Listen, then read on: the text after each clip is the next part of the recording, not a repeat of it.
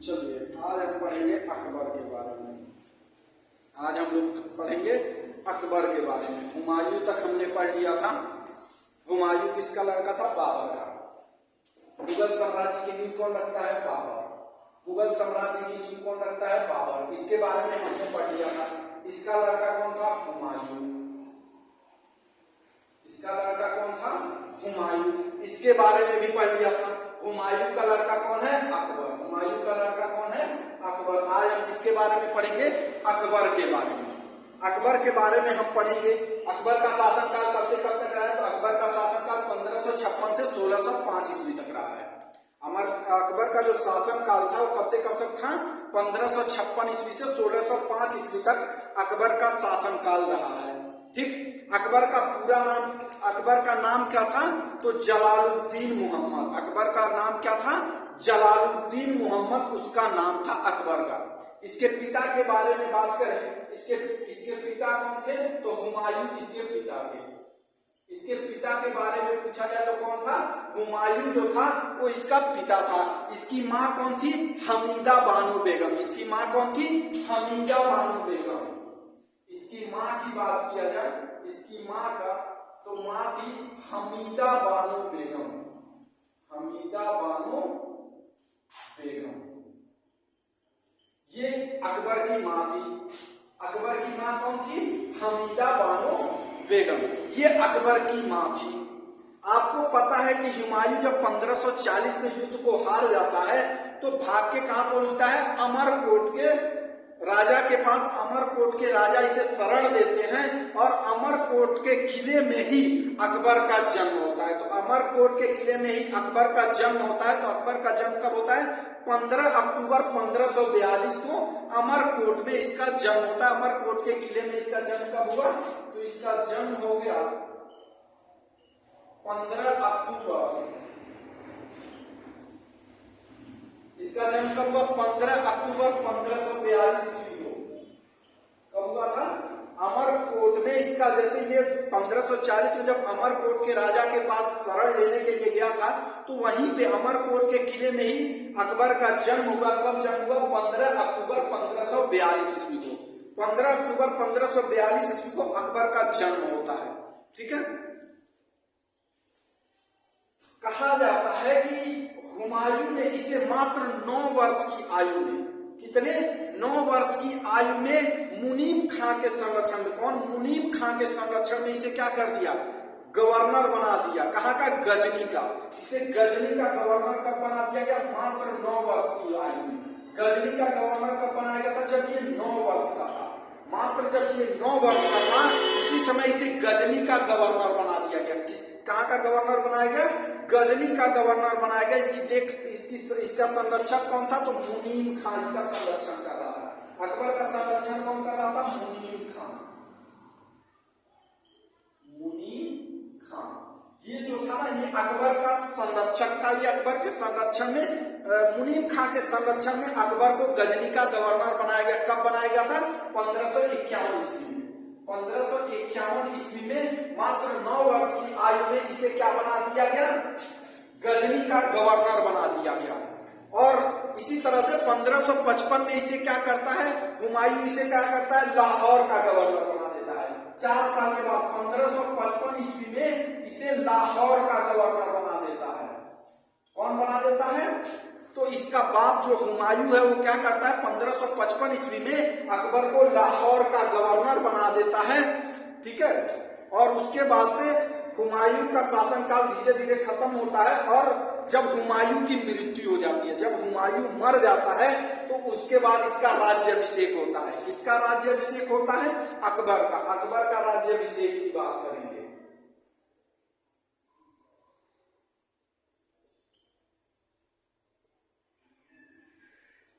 अकबर को सबसे ज्यादा, अकबर का संरक्षण कौन था? बैरम खां। बैरम खां की देख रेख में इसका राज्याभिषेक होता है। कहा जाता है कि हुमायूं जब अपने मौत के नजदीक था तो उसने अकबर का संरक्षक किसको बनाया? बैरम खां को। क्योंकि उसको सबसे ज्यादा भरोसा किसी पे था तो था बैरम खां। बैरम खां के ऊपर हुमायूं को सबसे ज्यादा भरोसा था, इसलिए उसने बैरम खां को क्या कर दिया? अकबर अकबर के देख रेख के लिए, यानी अकबर के संरक्षक के रूप में बैरम खां को उसके देख रेख के रूप में छोड़ दिया।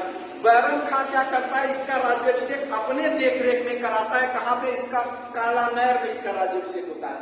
यानी अकबर का राज्याभिषेक कहाँ होता है? काला नहर में। काला नहर में इसका राज्याभिषेक होता है। ठीक है, ये कहाँ पे है? तो ये गुरुदासपुर के पास पंजाब में स्थित है। कहाँ स्थित है? गुरुदासपुर के पास पंजाब में स्थित है। ठीक है, यहाँ पे पंजाब में काला नहर में इसका राज्याभिषेक होता है 14 फरवरी 1556 ईस्वी को। कब होता है? 14 फरवरी 1556 ईस्वी को इसका राज्याभिषेक कब हो गया? 14 फरवरी 1556 ईस्वी को। 14 फरवरी 1556 ईस्वी को इसका राज्याभिषेक हो गया।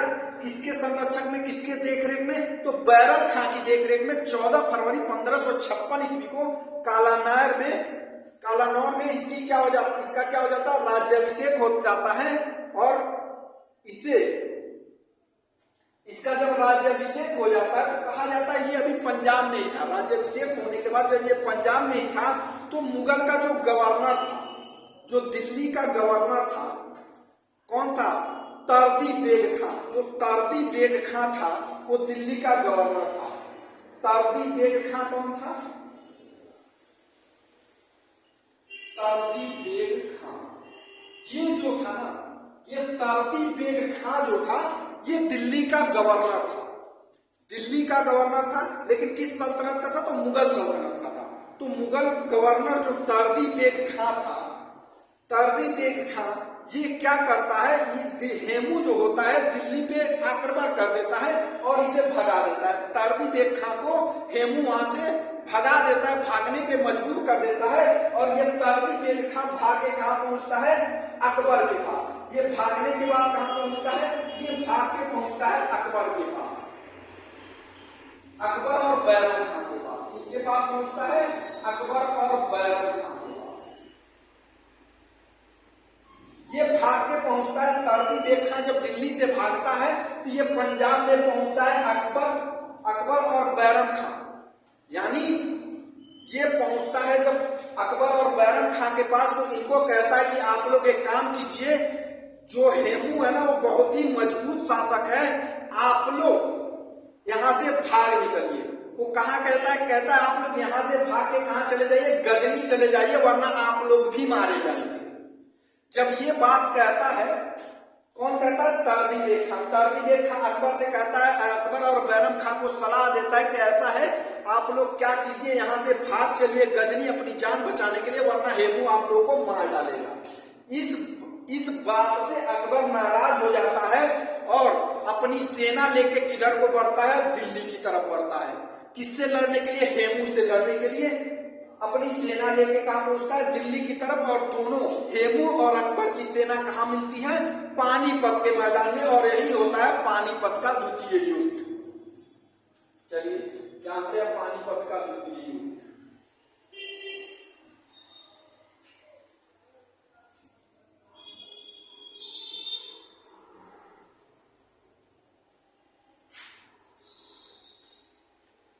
पानीपत का द्वितीय युद्ध।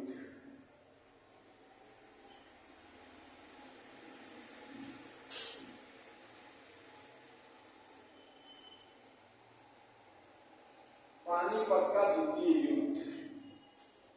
पानीपत का प्रथम युद्ध कौन लड़ा था? इसका दादा बाबर। तो पानीपत का द्वितीय युद्ध होता है। पानीपत का द्वितीय युद्ध कब होता है? 1556 ईस्वी को। 5 नवंबर 1556 ईस्वी को। 5 नवंबर 1556 ईस्वी को।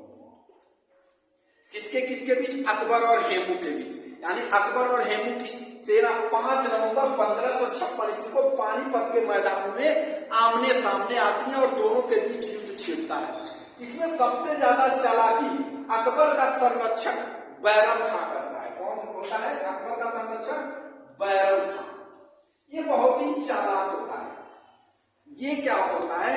इसके जो तीर चलाने वाली सेना होती है, जो लोग तीर चलाते हैं, उनको ये कहता है कि कोई भी जब तक हम इशारा नहीं करेंगे, जब तक हम आदेश नहीं देंगे, तब तक कोई भी तीर और धनुष का इस्तेमाल नहीं करेगा, भले ही हम युद्ध को हार जाए। जब ये बात सुनते हैं सब, जाते हैं सब, जब युद्ध शुरू होता है कोई तीर का इस्तेमाल नहीं करता है, तो हेमू को लगता है कि इसमें कोई तीर चलाने वाला है ही नहीं है। जब तीर चलाने वाला नहीं है तो हेमू अपने हाथी पे बैठा था, वो युद्ध करना शुरू करता है, तो वो बिंदास होके युद्ध करना शुरू कर देता है। जब युद्ध करना शुरू कर देता है, तब क्या होता है कि हेमू की सेना अकबर की सेना पे भारी पड़ने लगती है। जब हेमू की सेना अकबर की सेना पे भारी पड़ने लगती है, उसके बाद एक क्या करता है, बैरम खां इशारा करता है। इशारा करने के बाद कोई धनुधर तीर चलाता है, और वो तीर कहाँ लगता है, हेमू की आंख में लगता है। दुर्भाग्यवश वो तीर कहाँ लग जाता है, उसकी आंख में लगता है। जब उसकी आंख में लगता है तो हेमू हाथी से नीचे गिर जाता है। हेमू जब हाथी से नीचे गिरता है तो इसकी सेना में भगदड़ मच जाती है। किसकी सेना में, हेमू की सेना में। क्योंकि युद्ध कौन लड़ रहा है, हेमू और अकबर।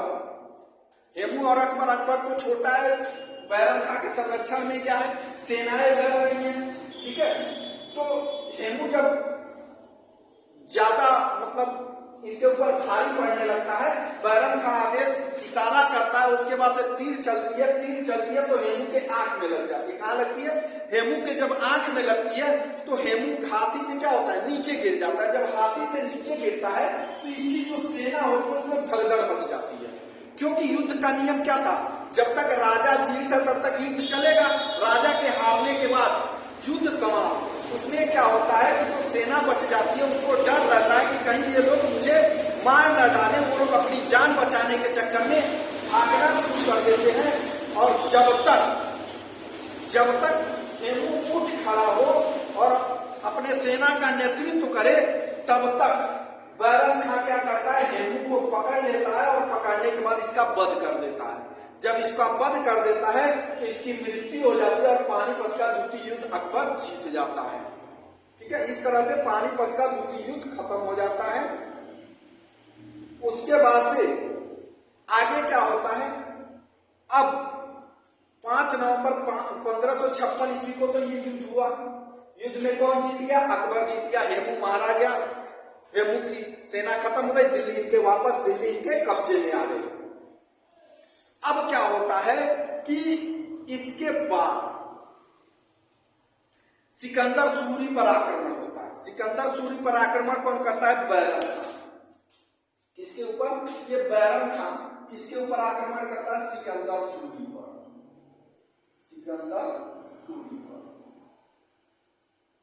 सिकंदर सूरी पर बैरम खां आक्रमण करता है, और आक्रमण करने के बाद 1557 ईस्वी में मानकोट के दुर्ग को जीत लेता है। किसको जीतने के लिए,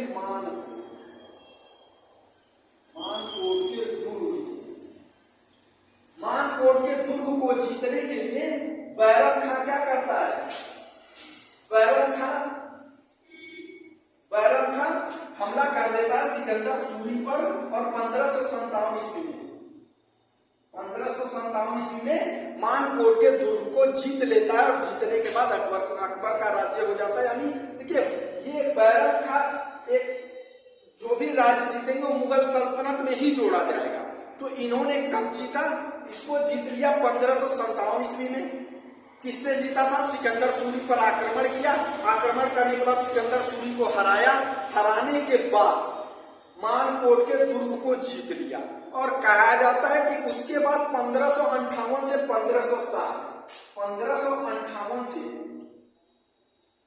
1560 ईस्वी, यानी इस 2 साल के बीच, 1558 से 1560 यानी 2 साल के बीच बैरम खां ने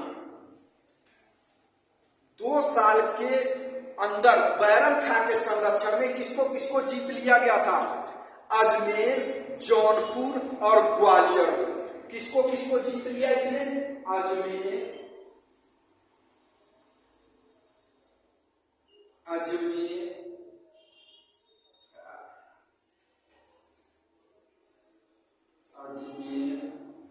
जौनपुर और ग्वालियर। अजमेर, जौनपुर और ग्वालियर, ये 3 जगह को जीत लिया जाता है किसके संरक्षण में? बैरम खां के संरक्षण में। जब बैरम खां के संरक्षण में इन 3 जगहों को जीत लेता है 2 साल के अंदर 1558 से 1560 में, ये बैरम खां के संरक्षण में जीत लिया जाता है। अब धीरे धीरे महिला समूह जो होती है, महिला समूह, अकबर के राज्य में एक महिला समूह थी जिसे क्या कहा गया? हरम समूह कहा गया था। कौन सा समूह कहा गया था? हरम, हरम दल कहा गया था। हरम दल किसको कहा गया था? एक महिला समूह थी अकबर के राज्य में, उसे हरम दल कहा गया था। ये जो महिला समूह थी हरम दल था, और इसकी जो धाया माँ थी, इसकी जो कौन थी? धाया माँ थी, जिसने इसको पाला पोसा था, वो क्या करती है? वो इससे जलने लगती है। किससे जलने लगती है? बैरम खां से। ये सब किससे जलने लगते हैं? सब बैरम खां से। जब ये बैरम खां से जलने लगते हैं सब, तो अब धीरे धीरे ये अकबर को चढ़ाना शुरू करती है सब, यानी अकबर को कहती है सब कि देखो, बैरम खां के खिलाफ इसका कान भरना शुरू कर देती है सब अकबर का। अकबर का कान भरना किसके शुरू कर देती है सब? बैरम खां। बैरम खां यानी बैरम खां जो इसका संरक्षक था, उसके खिलाफ ये भड़काना शुरू करती है सब। जो हरम दल की औरतें होती हैं, जो महिला एक समूह होता है, इसे नाम दिया गया था हरम दल, वो दल इसे भड़काना शुरू करती है। प्लस इसकी जो धाया माँ होती है, जो जिसने इसको पाला होता है, वो भी इसको चढ़ाना शुरू करती है। और उसके बाद से ये धीरे धीरे इसको ये लगता है कि जहां तक ये लोग कह रहे हैं सही बात है, मैं चाहता कुछ और हूं और बैरम खां करता कुछ और है, मैं कहता कुछ और हूं और बैरम खां करता कुछ और है, और इसका कुछ ज्यादा ही हस्तक्षेप हो गया। यानी इसने इसकी जितनी जरूरत, जितना हस्तक्षेप करना चाहिए मेरे राज्य में, उससे कहीं ज्यादा बैरम खां मेरे राज्य में हस्तक्षेप कर रहा है, जो गलत है। ठीक इस तरह से उसको भड़काते हैं सब। जब अकबर भड़क जाता है, उसके बाद से अकबर अपनी सेना को भेजता है और बैरम खां से युद्ध लड़ता है। अब अकबर की सेना और बैरम खां की सेना आपस में युद्ध लड़ती है सब। कौन कौन? अकबर की सेना और बैरम खां की सेना। कौन कहां पे युद्ध लड़ती है सब? तिलवाड़ा का युद्ध। कहां का युद्ध? तिलवाड़ा का युद्ध। पूछा जाए तिलवाड़ा का युद्ध, तिलवाड़ा का युद्ध किसके किसके बीच में हुआ था? तो ये हुआ था अकबर की सेना और बैरम खां की सेना के बीच। यानी अकबर अपनी सेना को भेजता है और बैरम खां अपनी सेना लेके, दोनों में युद्ध होता है। कौन सा युद्ध? तिलवाड़ा का युद्ध। तिलवाड़ा के युद्ध में बैरम खां हार जाता है। क्या होता है? तिलवाड़ा के युद्ध में बैरम खां जब हार जाता है, तो बैरम खां को 3 ऑप्शन दिए जाते हैं। बैरम खां को बंदी बना लिया जाता है, और जब बैरम खां को बंदी बना लिया जाता है, तिलवाड़ा के युद्ध में जब बैरम खां हार जाता है, इसे बंदी बना लिया जाता है। बंदी बना देने के बाद अकबर इसे 3 रास्ते देता है, 3 ऑप्शन देता है। इसे 3 ऑप्शन दिया जाता है कि या तो आप किसी राज्य के सूबेदार बन जाए। क्या ऑप्शन देता है? पहला कहता है कि आप किसी राज्य को, कोई एक राज्य चुन लीजिए और हमें बता दीजिए, हम आपको वहां का सूबेदार बना देते हैं, या आप सुरक्षा सलाहकार बन जाइए। और दूसरा ऑप्शन देता है या तो आप सुरक्षा सलाहकार बन जाइए। कहता है या तो आप सूबेदार बन जाइए किसी राज्य का, जिस राज्य को आप चूज करना चाहें, आपकी मर्जी है, आप केवल मुझे बता दीजिए इस राज्य का आप सूबेदार बनना चाहते हैं, हम आपको वहां का सूबेदार बना देंगे। या अगर आप सुरक्षा सलाहकार बनना चाहते हैं, तो वो भी ऑप्शन आपको दिया जा रहा है। या आप मक्का की यात्रा पे निकल जाए, या तीसरा ऑप्शन क्या देता है? मक्का की यात्रा पे निकल जाए और वहां से वापस ना आए। क्या कहता है? तीसरा ऑप्शन में अकबर कहता है कि या तो आप एक काम करें, मक्का के लिए निकल जाएं और वापस ना आए। ठीक, तो बैरम खां कौन सा ऑप्शन चूज करता है? तीसरा ऑप्शन। बैरम खां कहता है ठीक है, ऐसा है, मुझे सूबेदारी नहीं चाहिए, मैं सुरक्षा सलाहकार नहीं बनूंगा। इन दोनों को रिजेक्ट कर देता है और वो कहता है कि मैं मक्का चला जाऊंगा और वापस नहीं आऊंगा।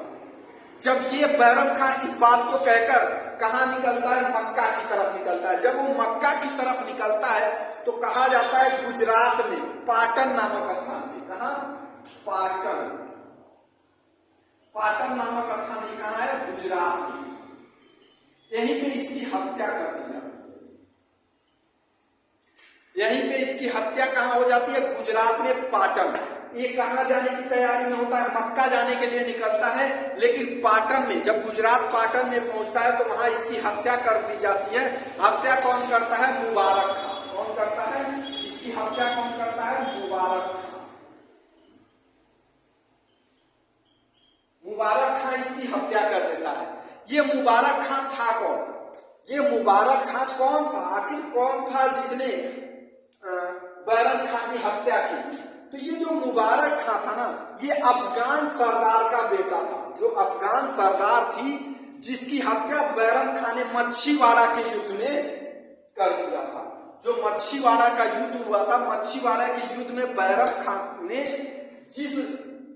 जिस अफगान सरदार की हत्या कर दी थी, उसी का लड़का था मुबारक खां।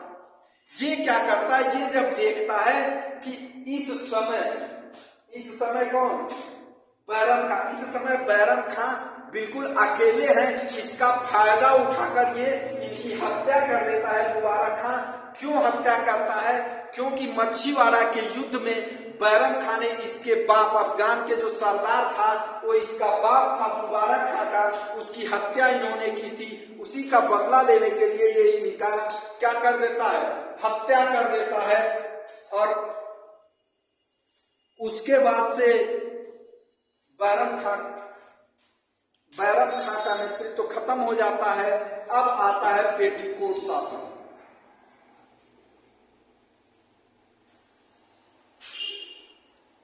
जिसे औरतों का शासन कहा जा सकता है, पेटीकोट शासन या पर्दा शासन। इसमें औरतों का नेतृत्व ज्यादा है। किसका? औरतों का। पर्दा शासन या पेटीकोट शासन, या पेटीकोट शासन।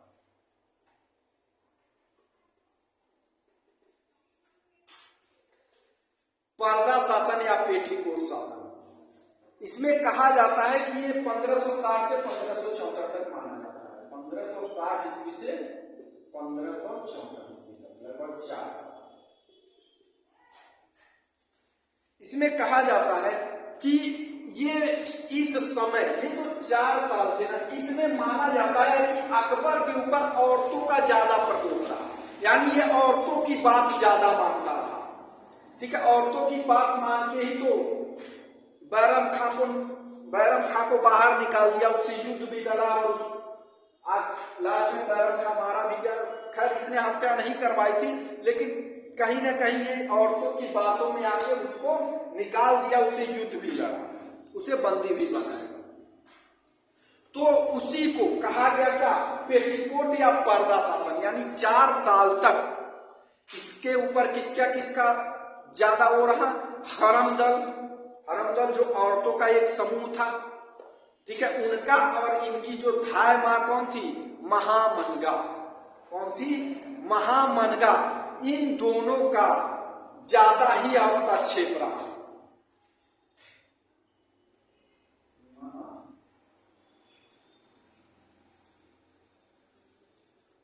महामनगा ये थी प्लस हरमदल, ये समूह था औरतों का। इन दोनों का नेतृत्व ज्यादा रहा इस 4 साल में। इसी को पेटीकोट शासन कहा गया। इसमें औरतों का नेतृत्व इसने ज्यादा किया था, औरतों की बात ज्यादा सुनी थी। उसी को इतिहासकारों ने पेटीकोट शासन का नाम दिया। इसमें क्या होता है कि महामनगा जो होती है ना, इसका एक बेटा होता है, उसको अकबर भेजता है युद्ध के लिए। जब वो युद्ध के लिए जाता है, सेना को लेके जाता है, ठीक है, सेना को जब लेके जाता है तो युद्ध लड़ता है। युद्ध को लड़ने के बाद ढेर सारी दौलत को लूट के लाता है। जब ढेर सारी दौलत को लूट के लाता है तो सोचता है उस दौलत को हम अपने अंदर ही रख लें, यानी उसको हम ले लें, हड़प लें। लेकिन अकबर इससे कहता है कि तुम ऐसा मत करो, तुम सेना लेके गए थे, अगर दौलत जीत के लाए हो तो उसको खजाने में जमा करा दो। मुगल राज्य में, मुगल सल्तनत में उसको जमा करा दो। ये इस बात से मना कर देता है।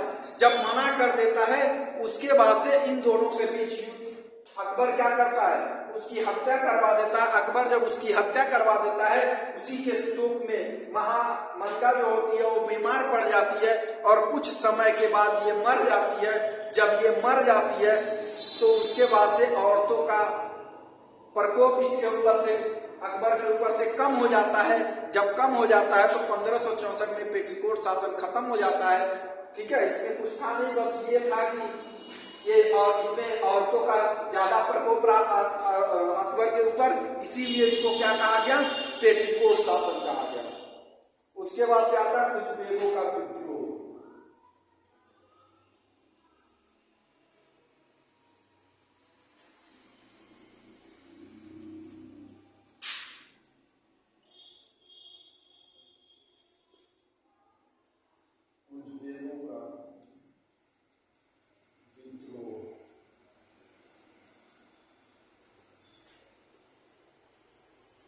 उज़्बेकों का विद्रोह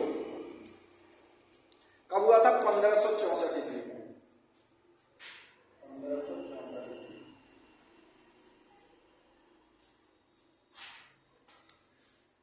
इसका मुख्य नेता कौन था, खान जमा था। इसमें सबसे मुख्य प्रमुख नेता कौन था, खान जमा। खान जमा के नेतृत्व में ये उज़्बेकों का विद्रोह हुआ। कुछ उज़्बेक सरदार थे जो खान जमा के साथ मिल गए और अकबर का विद्रोह करने लगे। 1564 में अब्दुल्ला खान भी इनके साथ मिल गया और ये अब्दुल्ला खान जमा, अब्दुल्ला खान और उज़्बेक सरदार ये आपस में मिलके अकबर का विद्रोह करने लगे। जब अकबर का विद्रोह करने लगे तो अकबर ने 1565 ईस्वी में अपनी सेना भेजी। 1565 ईस्वी में जब अपनी सेना भेजी, कब सेना भेज रहा है, 1565 ईस्वी में। 1565 ईस्वी में अकबर अपनी सेना को भेजता है और कहता है कि जो इसके लीडर है उनको मार हटाओ और इसको शांत कराओ, लेकिन इसको मुंह की खानी पड़ गई। क्या हो गया, मुंह की खानी पड़ गई। 1565 ईस्वी में कोई फायदा नहीं हुआ, इसको सेना भेजना भारी पड़ गया, मुंह की खानी पड़ी। ठीक है, और सेना जो लोग बच गए वो वापस चले आए।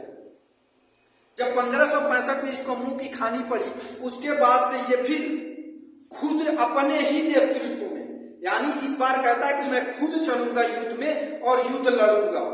ठीक है, लेकिन कुछ दिक्कतें आ जाती है। इसके जो भाई होते हैं वो कोई दिक्कत समस्या खड़ा कर देते हैं और ये अपने भाई से निपटने में लग जाता है और यहाँ पे नहीं जा पाता है। जब नहीं जा पाता है तो फिर 2 साल के बाद 1567 ईस्वी में अकबर अपनी सेना को भेजता है। 2 साल के बाद 1567 ईस्वी में, कब, 1567 ईस्वी में फिर से अपनी सेना को भेजता है और ये सेना को कहता है कि तुम लोग रात में गंगा नदी को पार कर लेना। क्या कहता है कि 1567 में जब अपनी सेना को भेजता है तो कहता है कि ऐसा है, तुम लोग एक काम करना, रात के समय गंगा नदी को पार कर लेना और गंगा नदी को पार करने के बाद उज़्बेकों के ऊपर हमला कर देना। जब रात में ये पार कर लेते हैं गंगा नदी को, उसके बाद से जब आक्रमण करते हैं, आक्रमण में जब युद्ध होता है, युद्ध छिड़ता है, तो उसमें खान जमा मारा जाता है। क्या होता है, इस युद्ध में खान जमा मारा जाता है। खान जमा जब मारा जाता है, खान जमा जब मार दिया जाता है, इसका मेन लीडर ही मार दिया जाता है, तो ये विद्रोह यहीं पे खत्म हो जाता है और इस विद्रोह को दबाने में अकबर क्या हो जाता है, कामयाबी पा जाता है। और उसके बाद से अगला आता है मिर्जा विद्रोह। अगला क्या आता है, मिर्जा विद्रोह। मिर्जा विद्रोह, मिर्जा विद्रोह, मिर्जा विद्रोह कोई वैसा नहीं है, जैसे कहने का मतलब इसके संबंधी थे, यानी इसके रिश्तेदार थे। ये जो विद्रोह करने वाले लोग थे वो इसके संबंधी थे, यानी इसके रिश्तेदार थे, इसके खुद के रिश्तेदार थे, किसके, अकबर के। ये कह रहे थे कि ऐसा है कि हम तुम्हारे रिश्तेदार हैं, तुम एक काम करो, हमें कुछ विशिष्ट अधिकार दे। यानी हम तुम्हारे रिश्तेदार हैं, हमें कुछ विशिष्ट अधिकार मिलना चाहिए, जिससे अकबर इनकार कर देता है और ये लोग विद्रोह करना शुरू कर देते हैं कि नहीं, हम तुम्हारे रिश्तेदार हैं, तुम सल्तनत चला रहे हो तो तुम्हारे सल्तनत में हमें कुछ विशेष अधिकार मिलने चाहिए, हमको आम जनता के जैसे मत देखिए। ठीक है, इसमें कौन कौन था जो इसके संबंधी में विद्रोह कर रहा था? तो उसमें थे इब्राहिम मिर्जा, महमूद हुसैन मिर्जा, सिकंदर मिर्जा, ठीक है, मोहम्मद हुसैन मिर्जा, महमूद मिर्जा, ऐसे और भी लोग थे जो मिलकर विद्रोह कर रहे थे। क्या विद्रोह? उनकी एक ही मांग थी कि हमें कुछ विशिष्ट अधिकार दिया जाए, हमें आम जनता के जैसे न देखा जाए। ये विद्रोह हो रहा था।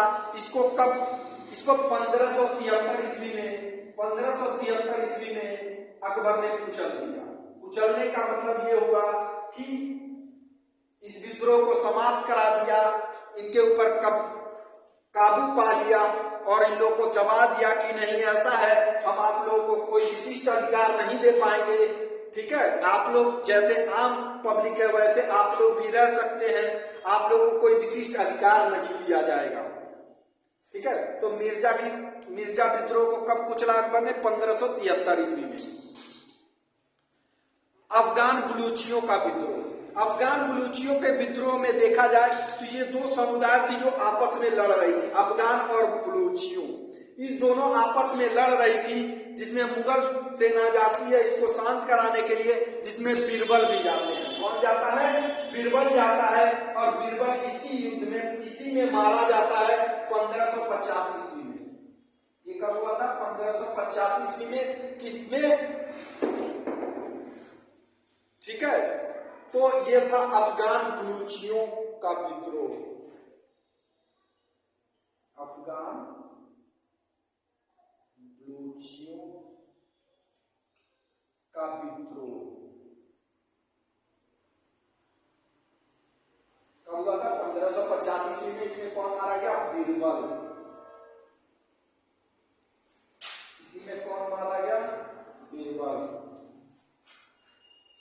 बीरबल जो था ना, वो इसी में मारा, इसी में इसकी हत्या कर दी गई थी। बीरबल की हत्या कहाँ की गई थी? तो अफगान और बलूचियों का जो विद्रोह हुआ था 1585 ईस्वी में, यहीं पर बीरबल की हत्या कर दी गई थी। ठीक है, बीरबल की हत्या कब हुई थी? तो अफगान और बलूचियों के विद्रोह में हुआ था। ये दो समुदाय थी और इसी में बीरबल की हत्या कर दी गई थी। आगे अकबर के बारे में हम लोग कल पढ़ा जाएगा। आज का क्लास यहीं पे ओवर होता है।